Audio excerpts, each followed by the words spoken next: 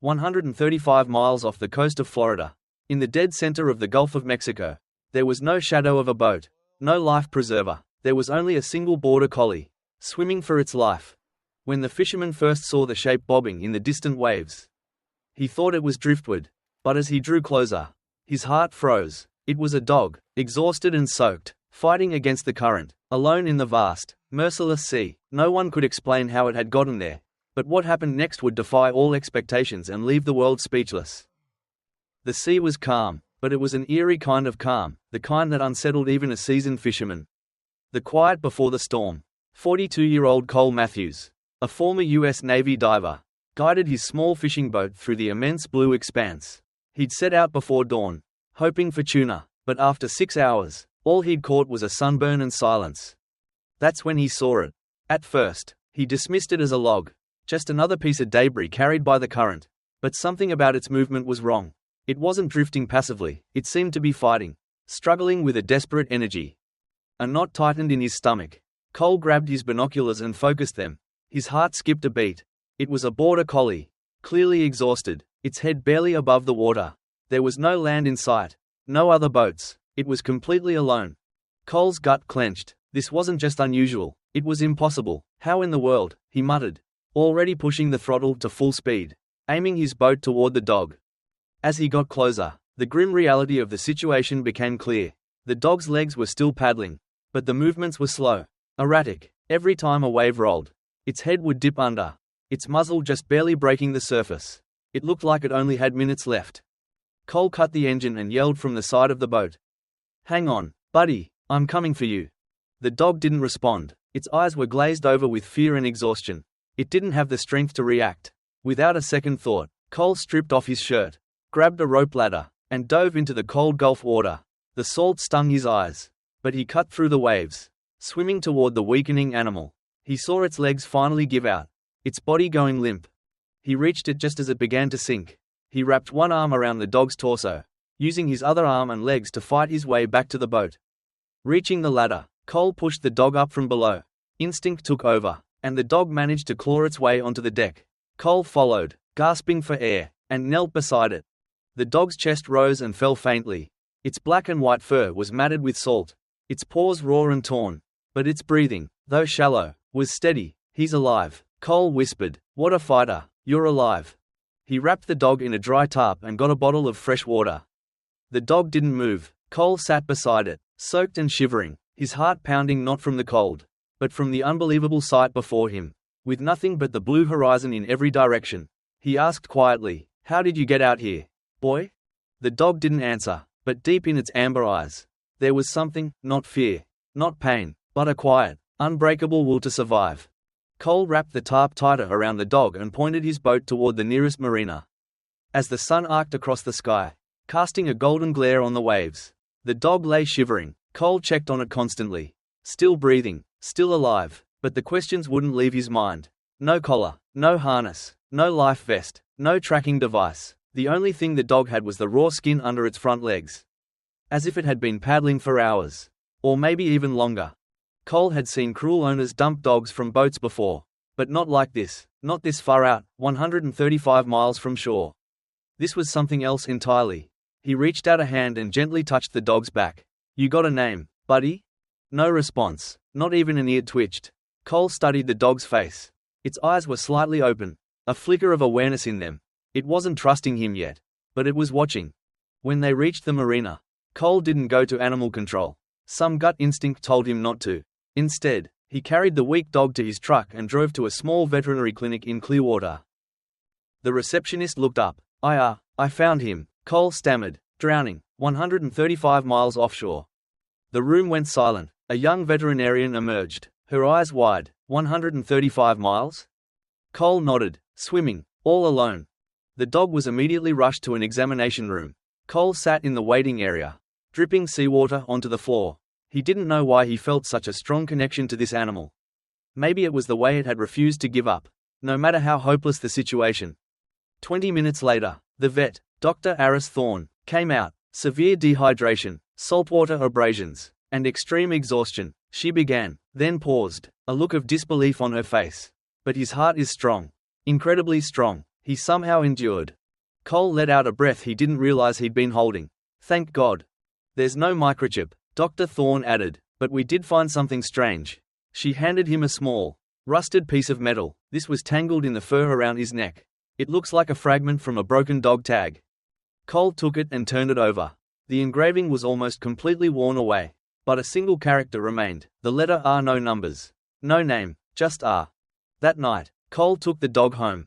His place was a modest, one-story cabin near the water, with peeling paint and an old pier out back. He made a bed for the dog on a folded blanket and placed a bowl of water nearby. The dog still wouldn't eat, but its eyes quietly followed Cole's every move. Before going to sleep, Cole sat beside the dog. You survived something that should have been impossible, he whispered. I don't know how, and I don't know why, but I promise you this, I won't let you go. The dog blinked slowly. It wasn't trust, not yet, but something was there, a seed had been planted. The next morning, Cole was woken by the soft click of claws on the wooden floor. For a moment, he thought he'd dreamed it, but when he opened his eyes, the Border Collie was there, walking slowly through the cabin, favoring one leg but moving nonetheless. Cole sat up. Well, look at you, you're moving. The dog didn't wag its tail or show the excited energy of most dogs. It just stopped, looked at Cole, and blinked once. Cole got up, poured fresh water into its bowl, and set down a plate of cooked chicken. The dog sniffed it, and then, slowly and deliberately, began to eat. It was its first meal since the rescue. Cole crouched nearby, watching intently. You're not just smart, he said. You're trained. I can feel it. There was a calmness in the dog's movements. Something intentional. It didn't startle at sudden noises. Didn't beg for food. Didn't bark or whine. It just observed and calculated. Like a soldier assessing a new battlefield. Cole, the former Navy diver, had seen that kind of behavior before in service dogs. After breakfast, Cole called his friend, Mike. Mike was a former K9 handler who now worked at a private training facility. I need you to meet someone, Cole said. Something isn't right here, or maybe it's too right. I think this dog is trained. Mike arrived that afternoon, a tall man with sharp eyes. He walked into the cabin without a word and crouched down. The collie stood quietly, its ears perked slightly, but showed no aggression. Mike studied the dog. Sit, he said calmly. The dog didn't move. Down, nothing. But then Mike moved subtly. He held his palm down, extended 2 fingers, and swept them downward in a small arc. Instantly, the dog dropped to the floor, its tail tucked slightly, its eyes locked on Mike. Cole's eyes widened. What was that? A silent signal, Mike replied, used in tactical operations. Whoever trained this dog, trained him for serious work. Mike stood up and looked at Cole. You didn't just pull a stray from the Gulf. Cole, you pulled an operator. Cole looked down at the prone Border Collie. Then why was a trained dog 135 miles offshore? Mike didn't answer. He didn't have to. The next question was even more terrifying. Who sent him there? And why? That night, Cole couldn't sleep. He sat by the window, watching the dog resting at the foot of his bed. On the table was the broken tag, engraved with the single letter R. He picked it up and turned it over. No chip, no ID, no answers. But now, there was something else. The scent of a mission. A trail to follow. And the chilling possibility that this dog had either seen something it wasn't supposed to, or had escaped from it. When Cole reached a hand to the dog's back, for the first time, the dog leaned into his touch. Just slightly, its tail gave a single, almost imperceptible thump. It wasn't trust, but it was the beginning of it. Over the next few days, the collie, who Cole had started calling Ranger, began to regain his strength. He followed Cole around the cabin, rested at his feet, and even nudged him with his nose for more chicken when he thought no one was looking. But what unsettled Cole the most was how Ranger reacted to a specific sound.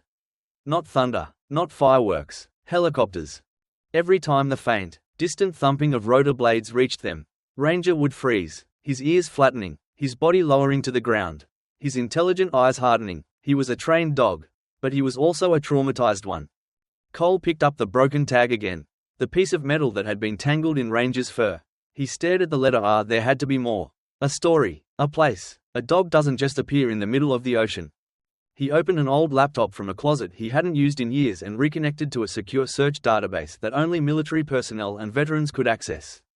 It was a risk, but the mystery had been eating at him for days.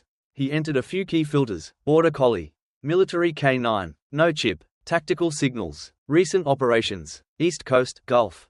What came up wasn't a public report.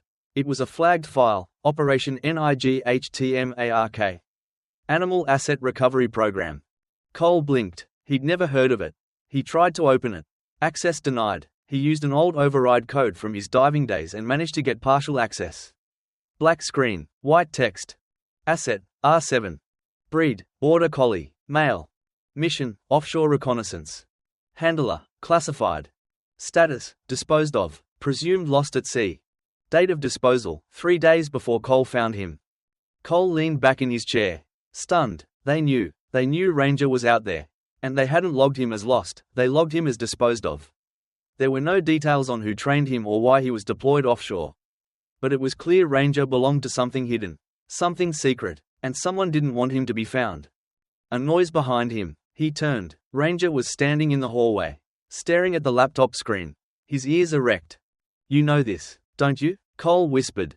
The dog didn't move, but then Cole heard the crunch of tires on gravel. He moved to the window and pulled back the curtain. A black SUV was parked at the end of his driveway. No license plate. 2 men in plain clothes got out. One held a small device, the other was pulling on gloves. Ranger let out a low growl, almost too quiet to hear. Cole slammed the laptop shut. Someone had been monitoring the database. And now they were here.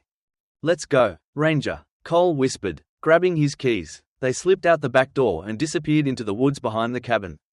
Cole had an old truck parked on a forest trail, ready for emergencies. Ranger moved beside him, as silent as a shadow. Once inside the truck, Cole looked at Ranger. "Whatever they were using you for, it's not over."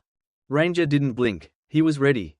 Cole drove, checking his rearview mirror. He couldn't see the SUV, but that didn't mean they weren't being followed. Ranger sat in the passenger seat, his ears twitching, reacting to every sound. His posture wasn't one of panic, but of calculation. He was a soldier, processing the situation just as Cole was.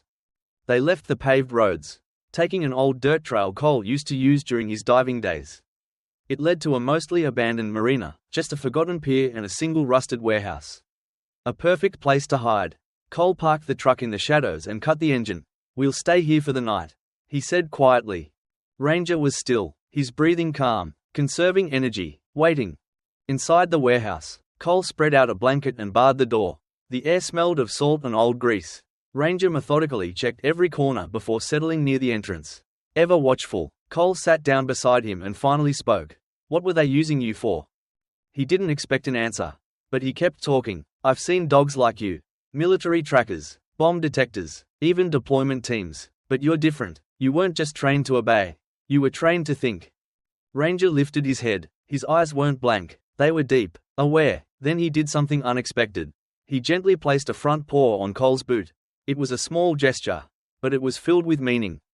Cole caught his breath. "You trust me, don't you?"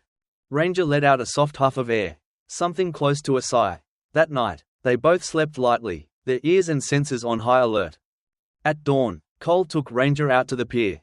He had one last, dangerous plan. "I'm going to find the people who deployed you," he said, strapping a dry bag closed. "But right now, they're looking for you, so you need to disappear." He hesitated. "If you want to run, I won't blame you." Ranger could have vanished into the woods and never looked back. But instead, he stepped forward, placing his body between Cole and the end of the pier, blocking his path. He looked up into Cole's eyes. No words were needed. Cole smiled faintly. "All right, partner." They got into a small boat he had hidden under the pier. One he used for diving. It was fast, quiet, and almost certainly illegal. It was old, but reliable. As the boat pulled away, Cole glanced back at the shore. Tucked between the trees, half hidden, was the black SUV. They had tracked his truck. Ranger stood at the bow, the wind ruffling his fur, his sharp eyes fixed on the shore. Then, the passenger door of the SUV opened, and a man in dark clothes stepped out, his face hidden by a cap and sunglasses. He raised a phone to his ear and spoke. Suddenly, Ranger barked. It wasn't a bark of fear, but of recognition. Cole looked at him. "You know him." Ranger barked again, louder this time, pacing in a tight circle on the deck, agitated. "Is that your handler?" No answer, just focused intensity. Cole spun the boat around and headed for the open water. "We're not ready for that," he muttered. "Not yet." Ranger sat, but he never took his eyes off the shrinking figure on the shore. Whoever that man was, friend or foe, Ranger remembered him, and soon, the world would know why. The sea was rougher than it looked. Cole held the tiller steady, the small boat's engine groaning as it crested each wave. Ranger stood beside him, paws planted firmly, staring at the horizon. They didn't speak for nearly an hour, but a heavy understanding hung in the air between them. Ranger was no longer just a mystery, he was part of something big and dangerous. Cole steered the boat into a hidden cove he knew from his diving days. It was surrounded by steep cliffs, accessible only by a narrow channel or an overgrown land trail. The perfect hideout. He cut the engine, letting the silence settle around them. "Okay," he murmured, tossing a rope to a rocky ledge. "Time for some answers." He opened the dry bag and took out the redacted printout. He read it again. Asset, R7, no name, no location, just tactical jargon and the cold. Final entry, terminated due to compromise. They were going to kill Ranger. But he had survived, not by chance, but by sheer will and instinct. Refusing to drown. Cole reached into the bag again and pulled out the broken tag. The salt-caked metal with the faint R, Ranger. He whispered, "Is that what they called you? Or is that who you decided to be?" The dog looked at him, not with the vacant eyes of a pet, but with the gaze of a partner. Suddenly, Ranger stood and walked to the bow. His ears pricked, not in fear, but in alert. Cole followed his gaze. In the distance, a black helicopter was flying low and fast. "How did they find us again?" Ranger let out a low growl, then leaped onto the rocks and scrambled up a narrow path on the cliff face. Without thinking, Cole followed. At the top of the trail, they took cover behind a cluster of boulders. The helicopter hovered for a moment before landing a few hundred yards away. A door slid open and 4 men in black tactical gear emerged, along with a 5th man who stood out. No mask, no helmet, just a weathered face and a calm posture. Ranger froze. Cole looked down at him. "You know him, that's your handler." The man scanned the area, then pulled a small device from his pocket and pressed a button. A high-pitched pulse, almost inaudible to the human ear, vibrated through the air. Ranger flinched and backed away, letting out a pained whine. "What is it, boy?" Cole grabbed his fur, trying to steady him. Ranger shook his head, pawing at his ears. Pain and confusion. Cole looked back at the man and the device. "He's trying to control you." The handler raised a hand and pointed directly at the cliffs. No words, just a signal. A moment later, 2 of the armed men started up the path. Cole grabbed Ranger's harness. "We have to go, now." But Ranger didn't move. He looked up at Cole, his face torn. He was still responding to the old commands. The old bond. "I know it hurts," Cole said, his voice urgent, "but you get to choose now, not them." The sound intensified. Ranger flinched again, then let out a sharp, fierce bark that echoed off the cliffs. He launched himself forward, running not away, but toward the helicopter. "Wait, Ranger!" Cole yelled, but he knew, Ranger wasn't going back to them. He was going to finish it. Fueled by adrenaline, Cole followed, keeping his distance. Ranger reached the open ground just as the 2 armed men moved to intercept him. Without hesitation, he charged, hitting one man low and knocking him sideways. The other reached for his weapon, but Cole tackled him from behind. The weapon skidded across the ground. One man down, one disarmed. The handler stepped forward, his voice cutting through the air. "R7, stand down." Ranger froze. The voice was familiar, triggering something buried deep inside him. "The mission is not over. Return to me." Cole moved to stand between them. "It's over now." The handler fixed his gaze on Cole. "You think you can protect him? He's not just a dog. He's a tool with classified secrets. There are loose ends." "He's not a tool," Cole shot back. "He's a survivor, and he made his choice." Ranger stood at Cole's side, looked at his former handler, and growled. It wasn't a growl of anger. It was a growl of severance.